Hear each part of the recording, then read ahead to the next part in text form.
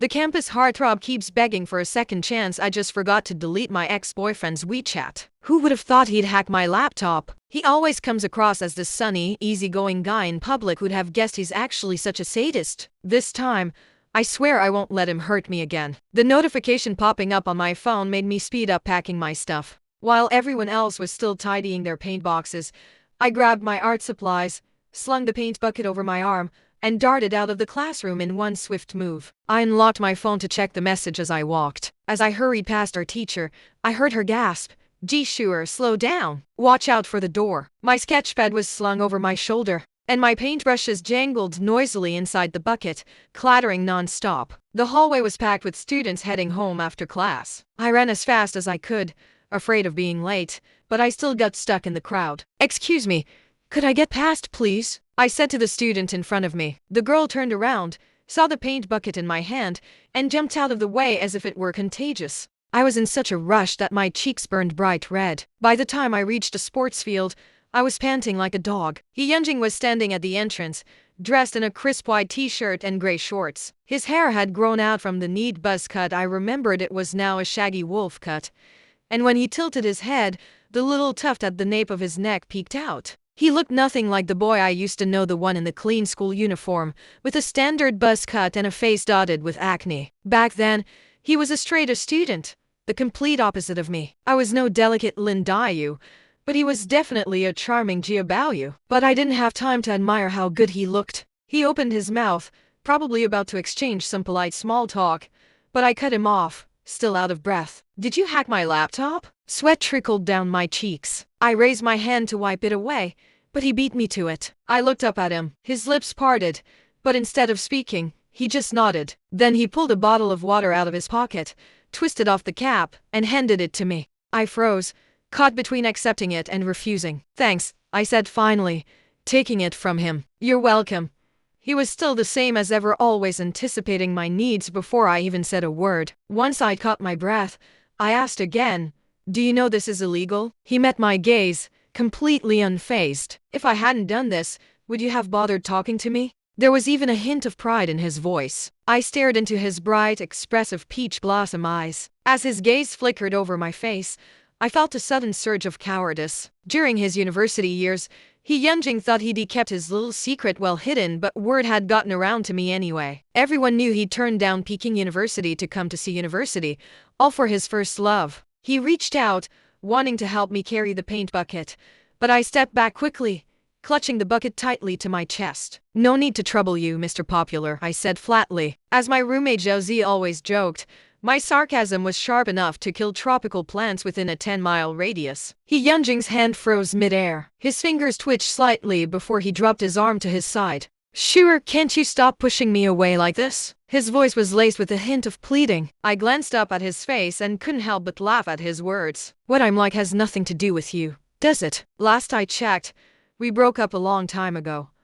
I emphasized the last few words, making it crystal clear that I wanted him to mind his own business. A weight I didn't even know I was carrying lifted off my chest the moment I said it. It turns out, breaking up with someone face to face really is the most satisfying way to do it. "But your laptop password says otherwise. You still like me, don't you?" He refused to believe that I'd ended things with him so decisively without a single explanation, just vanishing from his life completely. But credit where credit was due, turning down Peking University for someone took guts. I still remembered the day his mother had come to see me, talking my ear off, begging me not to ruin both our futures. At first, I'd refused to listen, but later, I'd come to my senses. My own future mattered far more than this doomed relationship.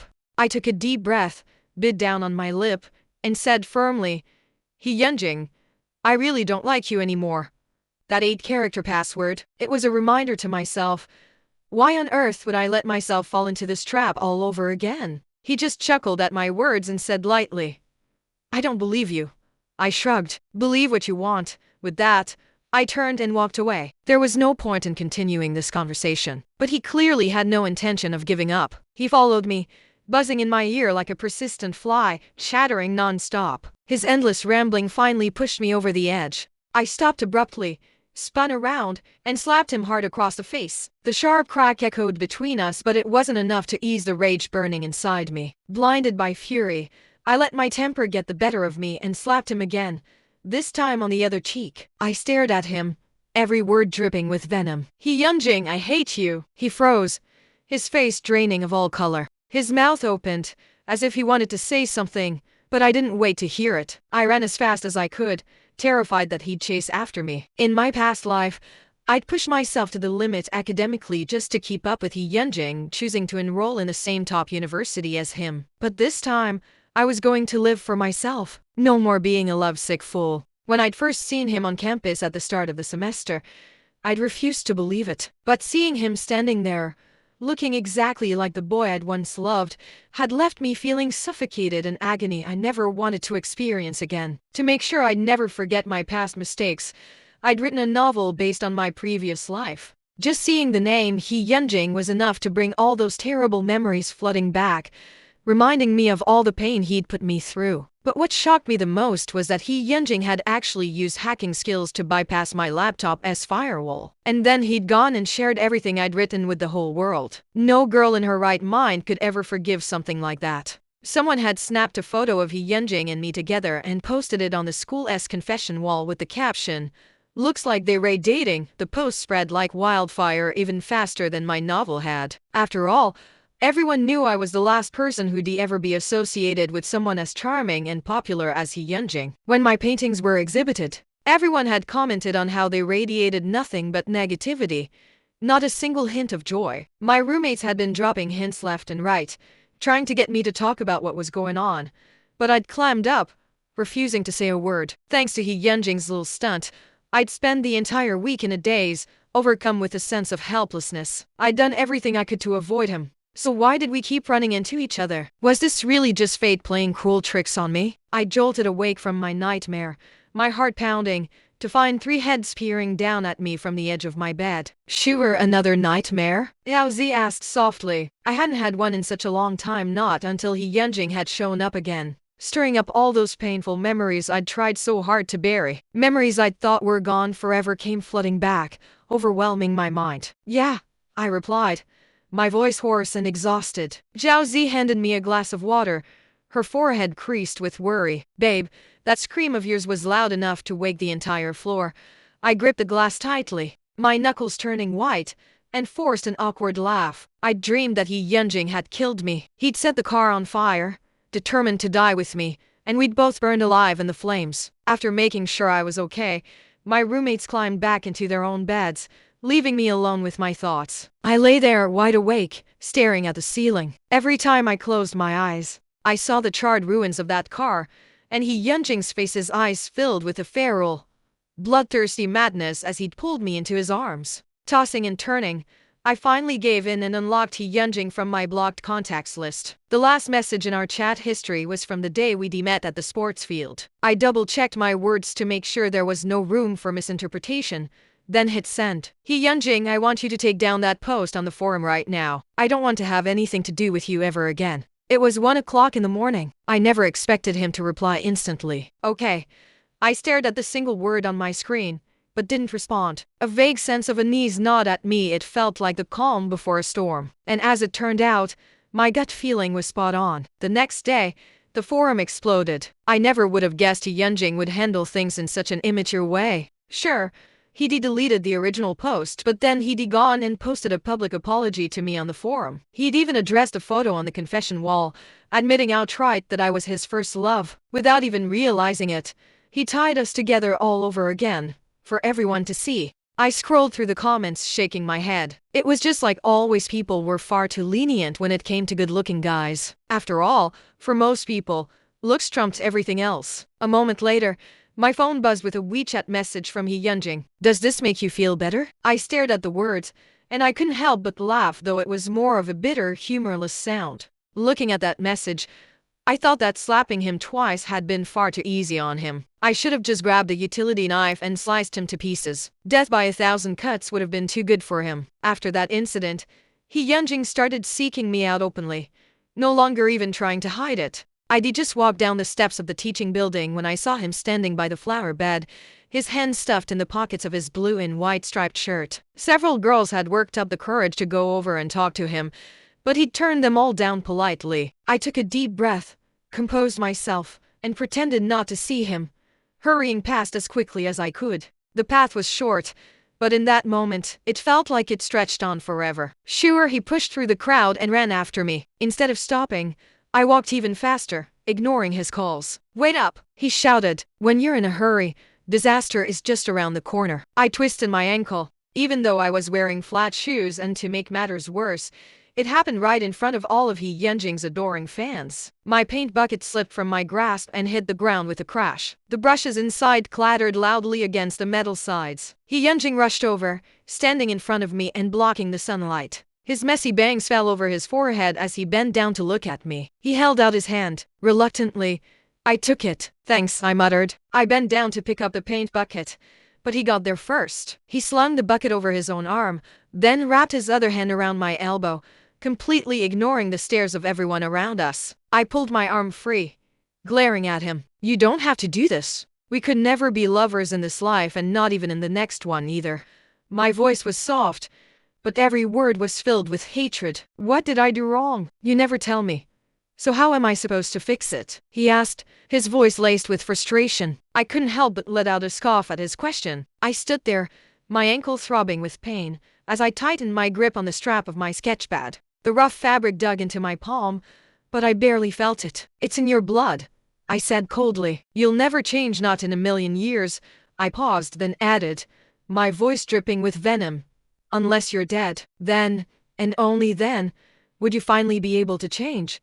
He stared at me, his eyes wide with shock, completely speechless. I snatched a paint bucket from his hand and hobbled toward the school infirmary, one foot dragging behind the other. My ankle was swollen to twice its normal size. The school doctor raised an eyebrow when he saw it, a faint smile playing on his lips. "In all my years here, I've never seen anyone twist their ankle while wearing flat shoes," he said as he started gently massaging the swollen area. I didn't respond. His little joke didn't even register, not that I cared anyway. The school doctor drove me back to my dorm building on his scooter. Zhao Zi, who'd already heard what had happened, was waiting for me at the entrance. I slid the sketchpad off my shoulder, and she took it from me without a word. "I told you to come back with us after class," she said, her voice filled with exasperation. "But no, you just had to stay and finish your painting first." "You're right," I said quietly. "I'll listen to you next time." My unexpected compliance left Zhao Zi at a loss for words. She didn't say anything else all the way up to our dorm room. The atmosphere inside the room felt tense the moment I walked in. "What's wrong with you guys?" I asked,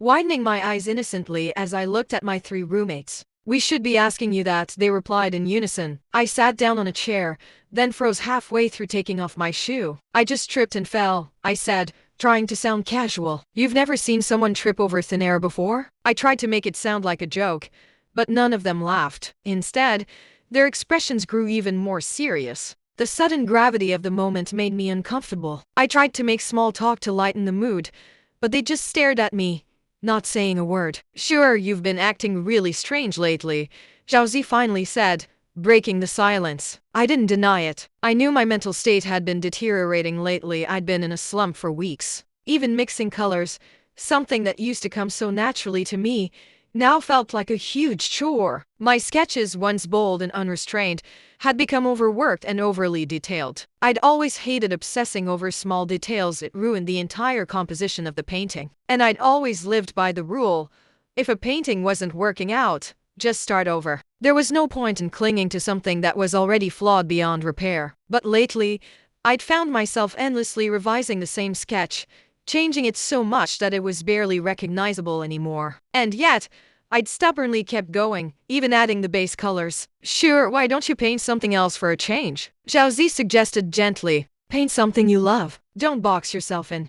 Her words hit me like a bolt of lightning, and suddenly, everything clicked into place. I scrapped my original idea and started over, painting something completely different from my usual style. Sunflowers reaching toward the sun, a white cat chasing a butterfly in a garden, warm, bright, and full of life. When I handed the painting in to my teacher, she raised an eyebrow and asked, "Did you finally decide to play it safe?" I shrugged. When I was being bold and experimental, everyone said the same thing anyway, didn't they? The teacher grinned and gave me a thumbs up, telling me I had the potential to become a great artist someday. I ditched my usual dark, gloomy style for something softer and more serene. I realized I should have done this a long time ago. I'd been forcing myself to stay stuck in that dark, depressed state for far too long. Word got around that my painting had been selected for the school art exhibition. Zhao Zi dragged me over to see it, and when we arrived, there was already a crowd gathered in front of it, all whispering in disbelief that someone as moody as me could paint something so warm and cheerful. My painting had been hung in a prime spot right by the entrance,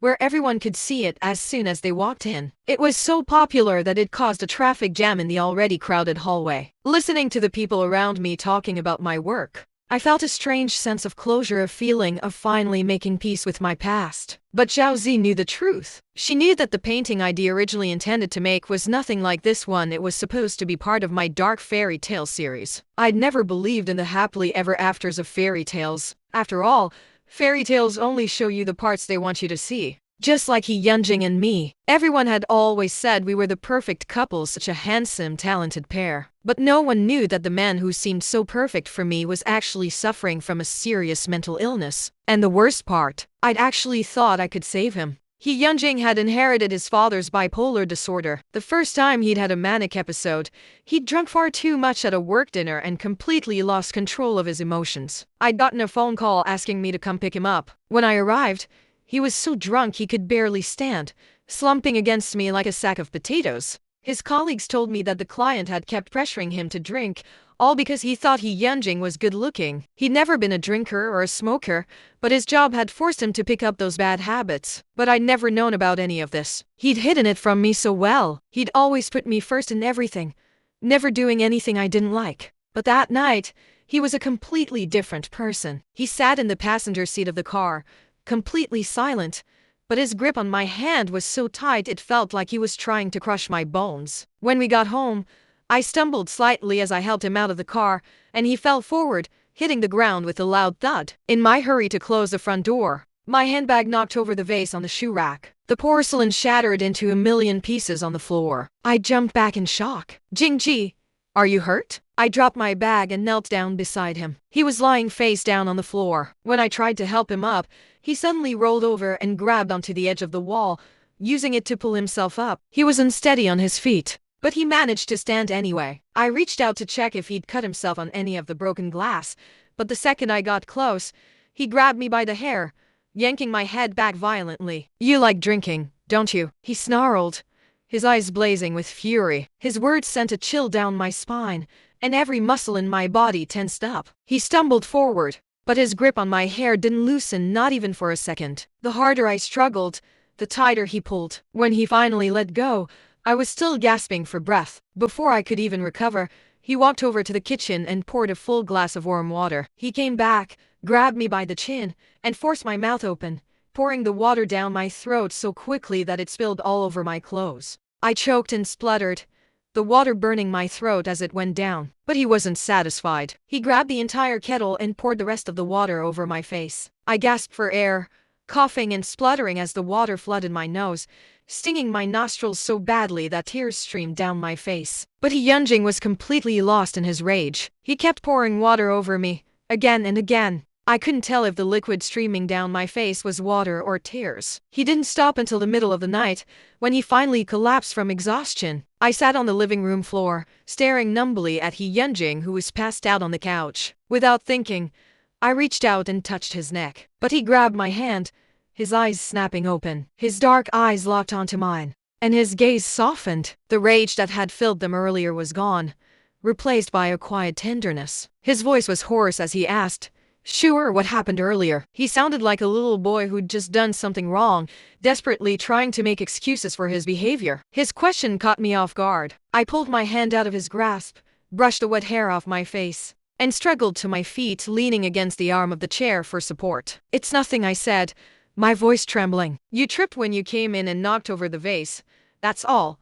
I pointed to the shattered pieces of porcelain scattered by the door, then to the kettle on the dining table. "I was pouring you some water, but you rushed over to hug me, and I dropped it." I didn't know why I was making excuses for him, why I was protecting him, even though I was the one who'd been hurt. He reached up and touched the back of his head, where I'd hit him with a cutting board earlier. When he pulled his hand away, it was covered in blood. He looked at me, his eyes darting back and forth nervously, as if he was afraid of what I'd say. "Did I hurt you earlier?" he asked quietly, taking a step back to put some distance between us. I'd never seen him like this before, so vulnerable, so unsure of himself. I nodded, too tired to say anything else. He reached out, as if he wanted to wipe the tears from my face, but he hesitated for a moment, then turned and walked into the bedroom, closing the door behind him. A moment later, I heard the sound of the lock clicking into place. The day after he'd hit me, his mother came to see me. Ever since we'd gotten married,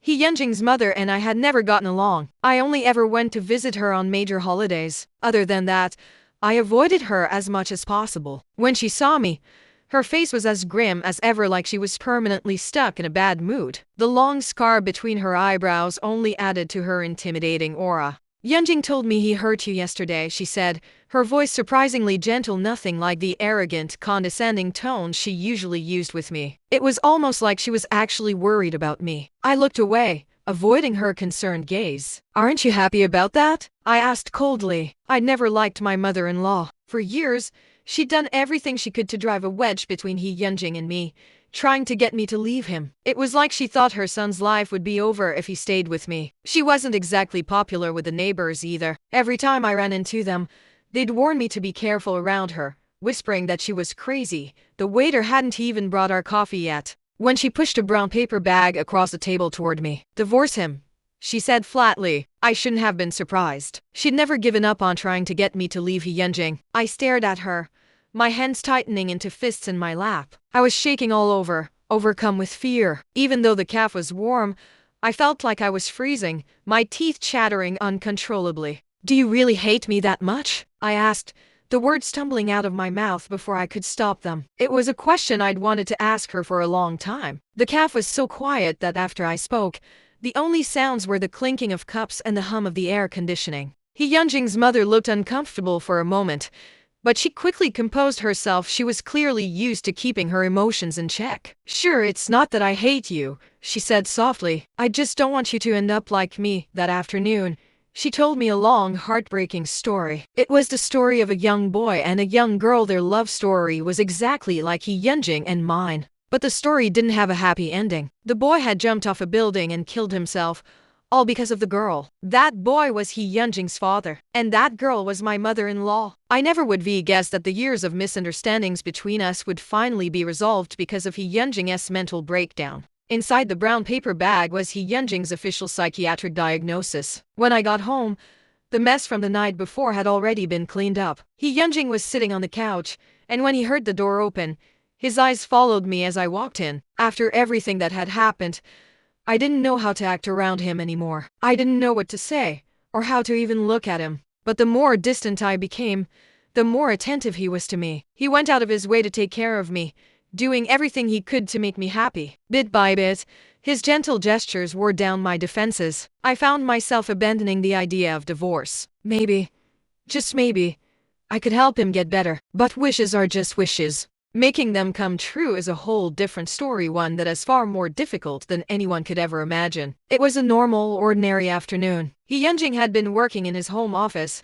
but he suddenly burst out of the room and ran into the kitchen, yanking the kitchen knife out of my hand. His eyes were filled with such intense hatred that it made my blood run cold. He pressed the blade against my neck, the cold metal sending a shiver down my spine. I closed my eyes tightly, too terrified to move. I'd brought this upon myself. There was no one to blame but me. You're scared now, aren't you? He whispered, his low voice like the growl of a monster in the dark. Every word sent a wave of terror crashing over me. I didn't dare breathe, let alone speak. I just stood there, frozen, as he wrapped his arm around my neck, holding me tightly. He kept the knife pressed against my throat with one hand, using the other to drag me out of the kitchen and into his study. He pointed the knife at the computer screen, shouting at me in a jumble of technical jargon that I couldn't understand. My eyes darted around the room, taking in the chaos. A pack of cigarettes sat on his desk, only 2 left inside. The trash can was filled with cigarette butts and water. His keyboard had been snapped in half and thrown in there too. What kind of pressure had he been under to drive him to this point?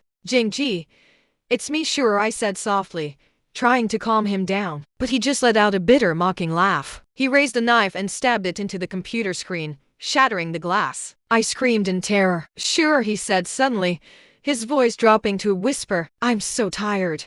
His entire demeanor changed in an instant. He let go of my neck and buried his face in my shoulder, wrapping his arms around me from behind. I could hear him crying, his tears soaking through my shirt and onto my skin. I'd never seen He Yunjing this vulnerable before. In front of me, he'd always been the strong, unbreakable man who could handle anything. My heart ached for him. I stood there, frozen, as I slowly raised my hand and patted his back, whispering words of comfort over and over again. I told him to talk to me, to let all his pain out instead of keeping it bottled up inside. He nodded, his face still buried in my shoulder, and kept repeating, "I'm sorry. I'm so sorry." Bit by bit, my defenses crumbled. I stared at the broken computer screen, which reflected our two figures standing so close together, but separated by a jagged crack down the middle. Our white cat, Dubai, was sitting at the door, staring at us with his big, round eyes, as if he was wondering, "Are mommy and daddy fighting again?" He sat there for a long time,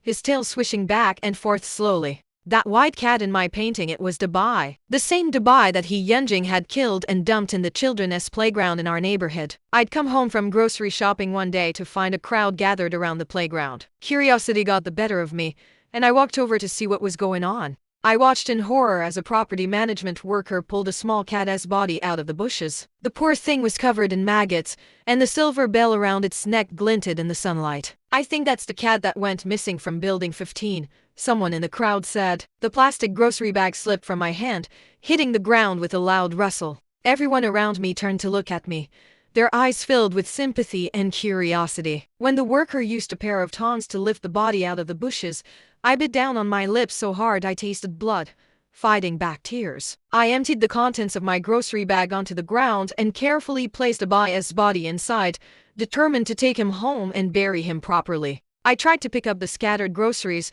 but my hands were shaking so badly I couldn't even grip them. When He Yunjing got home and saw the body on the floor, he wrinkled his nose in disgust. "What is that smell?" he asked, looking completely confused. He stepped closer, and when he saw what was in the bag, he gagged loudly and ran to the bathroom, vomiting violently. But even though he was clearly repulsed, he forced himself to help me dig a hole in the backyard to bury Dubai. "It's okay, sure," he said gently, patting my shoulder. "We can get another cat. A new one." I pushed his hand away, staring at him in disbelief. How could he say that so casually? Dubai had been with us since we moved in together. Even though He Yunjing had sometimes gotten jealous of the time I spent with the cat, he'd never hurt him, not once. "So if you killed me, you'd just say it's okay and find a new wife?" I asked, my voice cracking. I stared at him, my fists clenched so tightly that my nails dug into my palms. My face was covered in tears, which dried quickly in the wind, only to be replaced by fresh ones moments later. I stood there on the soft, muddy ground, my feet sinking slightly into the dirt. I wanted to run away, to escape from this nightmare, but I couldn't move a single step. But with all the evidence staring me in the face, I knew I had no other choice. I had to leave him. I'd thought I could handle living with a constant fear, the uncertainty of never knowing when he'd snap again, but I was wrong. I was terrified. My mother-in-law had been right all along. In a marriage like this, the one who walks away first is the lucky one. He Yunjing stood in front of me,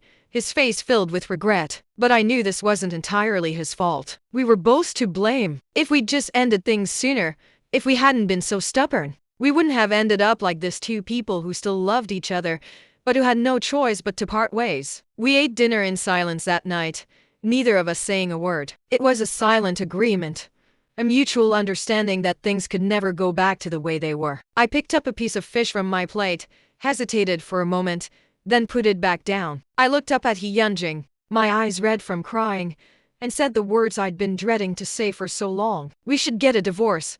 He Yunjing froze mid-chew. He slowly nodded, his voice quiet and resigned. "Okay, we should have done this a long time ago." That night, we slept in separate rooms. I cried myself to sleep, my tears soaking the pillow, until I finally passed out from exhaustion. After everyone else had left the art exhibition, I stopped in front of my painting, kneeling down on the floor. I traced the outline of the white cat with my finger, over and over again. The rough texture of the paint under my fingertips made me feel like Dubai was still alive, still with me. "Dubai, I hope you never have to meet me again in your next life," I whispered. Tears streamed down my face as I spoke. A shadow suddenly fell over me, blocking the light. I looked up to see Zhao Zi step back in surprise. her eyes wide. He Yunjing? What are you doing here? I'd never seen Zhao Zi, who was usually so quick-witted and sharp-tongued, stumble over her words like this. She looked like she wanted to run away as fast as she could. I didn't even have time to wipe my tears before He Yunjing handed me a tissue. My eyes followed his hand up to his face, and when I saw his hair, I understood why Zhao Zi had been so shocked. He'd cut it. It was back to the neat buzz cut he'd had in high school. Thanks, I muttered, taking the tissue from him. I'll leave you two alone, Zhao Zi said quickly, already backing away. I'm gonna go check out my painting now. She practically ran away, like she was being chased by a ghost. I stared at He Yunjing's buzz cut, completely at a loss for words. He touched his head self-consciously, a faint smile playing on his lips. I thought I'd start over, he said softly. If I'm gonna be here, I might as well make the most of it. I knew exactly what he meant. In the past, he changed himself to fit whatever image he thought I wanted just to make me happy. It looked like he'd finally decided to be himself for a change. I opened my mouth to say something, but before I could, he knelt down in front of the painting and gently traced the outline of the white cat, just like I had done moments earlier. His nose was red, and his eyes were glistening with tears. I stared at him in shock, but what he said next left me so stunned that I lost my balance and fell backward onto the floor. "Goodbye," he whispered, his voice thick with emotion. "It looks like I won't get to be your dad in this life either. You," I stammered, staring at him. I didn't know what to say, how to describe the jumble of emotions swirling inside me. It felt like I was on a roller coaster, my chest tight with a mix of fear and relief, like the rush of adrenaline after the ride had finally come to an end. He looked at me, giving me a sad, bitter smile. Then he knelt down on one knee in front of me, his voice trembling with emotion. "Sure, I'm sorry. I'm so sorry. He choked up, his Adam's apple bobbing up and down as he struggled to speak. His hands were red and trembling, a sign of how nervous he was. "I just couldn't let you go. I never meant to hurt you. I was just trying to get your attention. I saw what you'd written, and I don't know what came over me. I just posted it without thinking. You were always avoiding me, sure. The only way I could see you was from far away, watching you from a distance." He lowered his head, kneeling down on both knees now, begging for my forgiveness. I sat there on the floor, staring at him, my eyes darting away, too overwhelmed to say anything. The sight of him, once the proud, confident campus heartthrob, kneeling at my feet like this was absurd, almost comical. People walking by couldn't help but stare, whispering to each other as they passed. Sure enough, someone snapped a photo of us and posted it on the confession wall. It was taken down a short time later, but the damage was already done. The story spread like wildfire across the entire school. But this time, He Yunjing stepped forward to clear things up.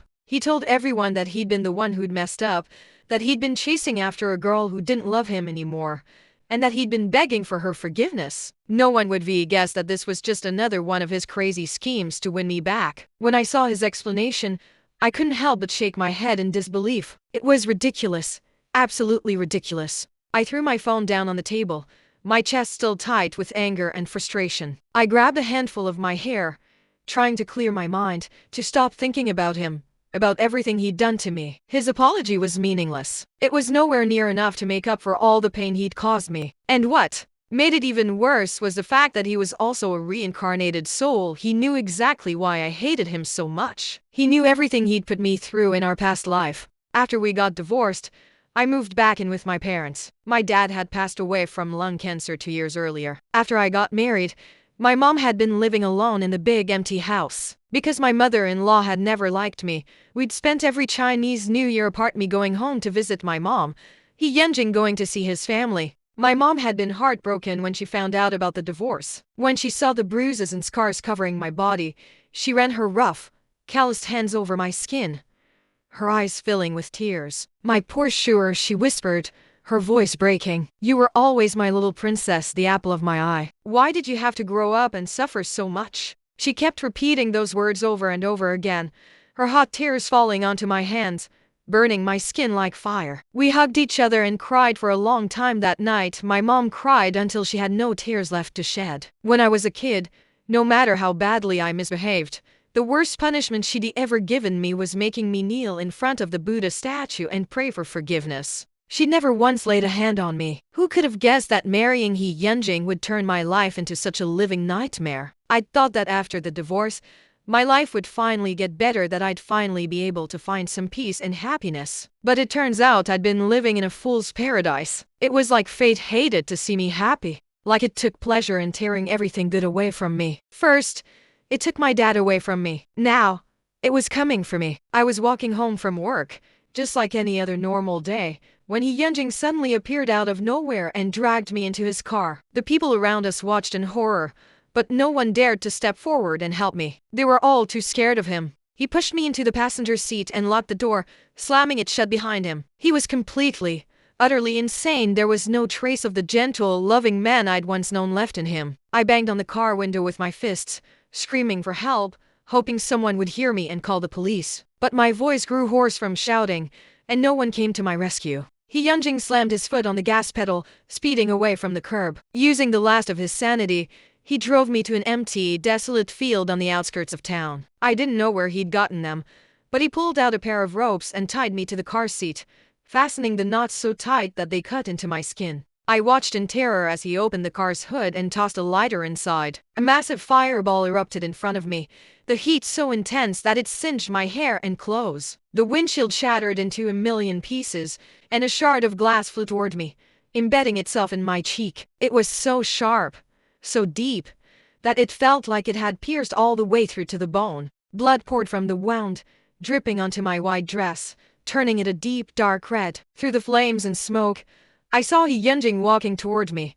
His body burned beyond recognition, his skin charred black. And yet, despite his injuries, he was smiling a twisted, horrifying grin. He threw his arms around me, pulling me into a tight hug, and whispered in my ear, "Sure, we'll be together forever in the next life. This time, we'll never be apart again."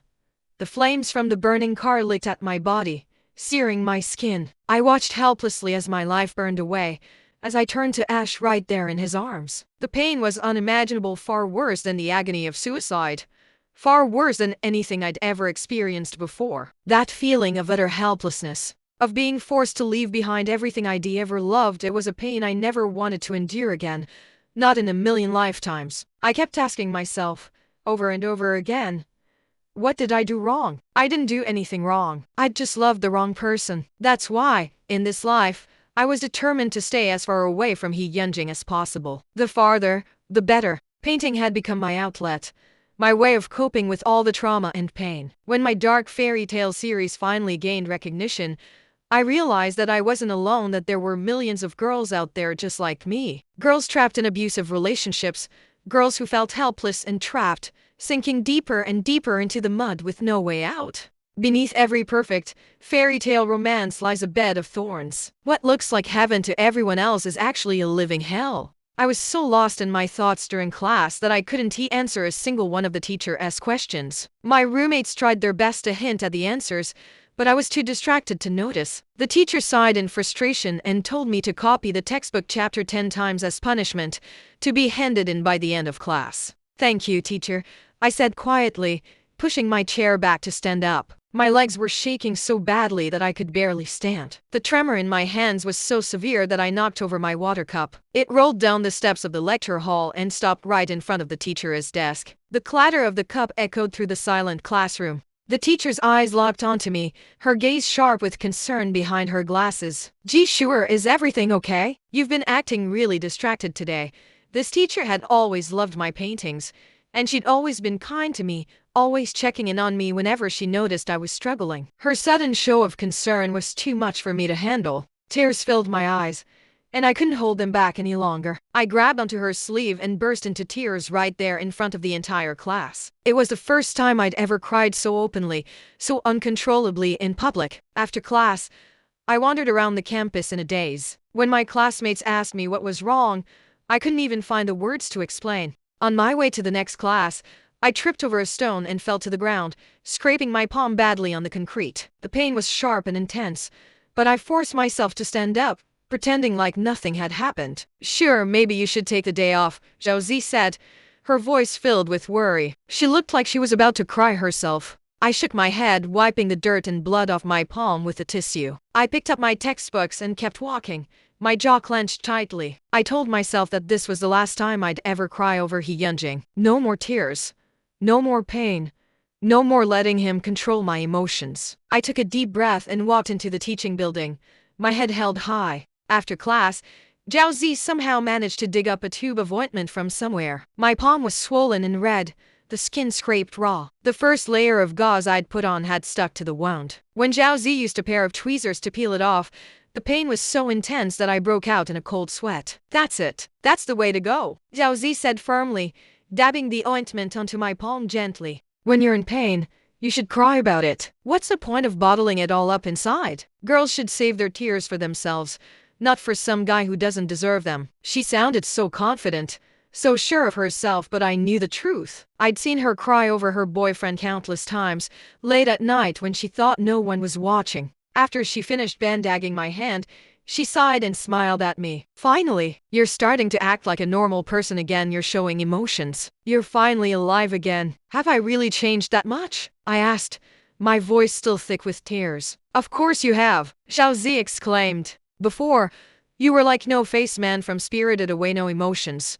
No nothing. But now, you cry, you laugh, you get angry. That's a huge change. I always thought you were the super tough, unbreakable person, but turns out you're just as soft and vulnerable as the rest of us. She crossed her arms over her chest and leaned back in her chair only to realize that the chair was missing its backrest. She fell backward onto the floor with a loud thud. Everyone in the classroom turned to look, their eyes filled with amusement. I bit my lip so hard I almost laughed out loud, but I managed to hold it in. I quickly leaned down and helped her up off the floor. With the teacher's permission, we moved to a different seat, one with a backrest this time. Ugh, karma's a real pain, Zhao Zi groaned, rubbing her sore back. She winced in pain but still managed to joke around. I shouldn't have laughed at you earlier. Now look what happened to me. When we helped her back to the dorm room, she was so paranoid that she refused to sit on any chair that didn't have a solid backrest. We all teased her about it, saying she'd been scared off by one little fall. After our laughter died down,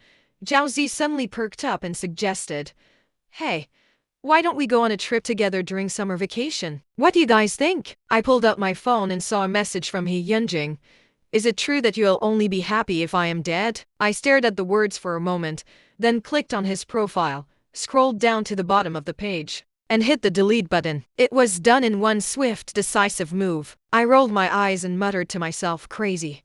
"Sure, where should we go?" I said, putting my phone away and joining the conversation with a smile. My face was still red from laughing at Zhao Zi's clumsy fall. The girls all nodded in agreement, teasing me that I looked much better after crying, that I should cry more often, and that they'd even be willing to beat me up a little to make it happen. I pretended to look scared, which made them laugh even harder. "Let's go to Disneyland," Zhao Zi suggested suddenly, changing the subject back to the trip. "Yes, that's perfect. It's the happiest place on earth," I exclaimed, raising my hand in excitement. But I hit the edge of the desk with my injured palm, and the pain was so intense that I nearly screamed. The way I clutched my hand and blew on it to soothe the pain made everyone burst out laughing again. It was a rare moment of pure, unadulterated joy, one I hadn't felt in a long, long time. As soon as final exams were over, the four of us bought tickets and headed straight for Disneyland. We were standing in line for the roller coaster when Zhao Zi's boyfriend called her. We had to wait for her to finish the call before we could get on the ride. We watched as she walked farther and farther away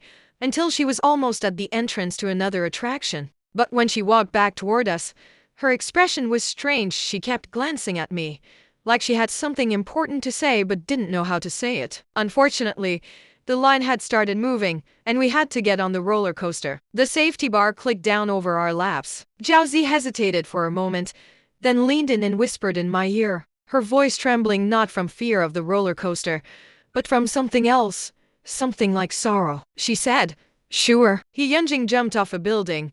Her words were barely out of her mouth when the roller coaster lurched forward and started climbing up the track. I froze, my blood turning to ice. My hands tightened around the safety bar so hard that my knuckles turned white. So he'd meant what he said in his message. He really had planned to kill himself. Would I be happy now? Would his death finally set me free? As the roller coaster reached the top of the track and plummeted downward at breakneck speed, my mind went blank, and all I could feel was terror like I'd never felt before. In those few fleeting seconds of free fall, my entire life flashed before my eyes, the good times, the bad times, all the love and all the pain. When the ride finally came to an end, I stumbled off the roller coaster and ran to the nearest trash can, where I threw up violently. My face was bright red from vomiting, and my throat burned with the taste of bile. I couldn't stop retching, even though there was nothing left in my stomach. Sure, here, wipe your mouth, Zhao said softly, handing me a tissue and a bottle of water. But when I saw the bottle of water, I broke down completely. I burst into tears, sobbing uncontrollably. I promised myself that I'd never cry over He Yunjing again. I told myself that I was finally free of him. But hearing that he was dead, hearing that he'd killed himself because of me was too much to bear. A wave of overwhelming sadness and guilt washed over me, and I couldn't hold it back anymore. Sure, don't cry, Zhao said, wrapping her arms around me and pulling me into a tight hug. Her voice was trembling too, thick with emotion. We're in the happiest place on earth, you can't cry here. Zhao, I sobbed, my face buried in her shoulder. Am I a terrible person? Was I too hard on him? Zhao didn't say anything to defend me or to judge me. She just patted my back gently and led me over to a bench to sit down, letting me cry it all out. People walked past us, casting curious glances in our direction. A little boy standing nearby was crying his eyes out. Too, he was scared of riding the roller coaster. His mother tried to comfort him, but when he refused to stop crying, she finally lost her temper and snapped at him.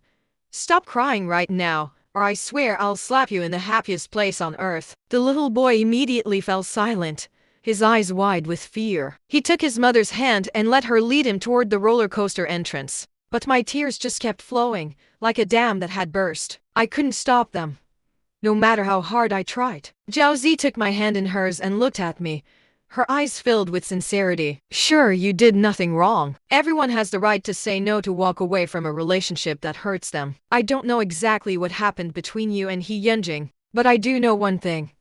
You were never happy with him. His presence made you miserable, made you feel trapped. You deserve to be happy, sure. You deserve to live for yourself.